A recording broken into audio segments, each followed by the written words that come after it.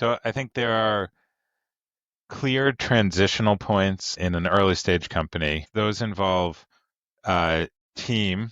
You have to decide who and how to bring on new team members. It often involves financing. You have to make big decisions about if and when to bring on capital and what to use that capital for. Those are actually good, having big decision points, because what it forces you to do, the easiest thing to do, and often a mistaken thing to do, is just to be heads down building incrementally, because it's easy to increment your way, you know, off a 30,000-foot cliff. So I think there are these forcing functions in the early stages of a company where you have to take a step back and say, I need to think through the next year or two and what this is going to look like. And what's ironic is that's often how things start. When founders start companies, they think about the 2, 5, 10-year journey. But then the second that they're down, they start building and they're actually getting to work building a product, it's easy to lose sight of that bigger journey. So the first stage of a pivot often happens when you are taking your first like broad look back at what you've done and where you're going over the next few years. And for us,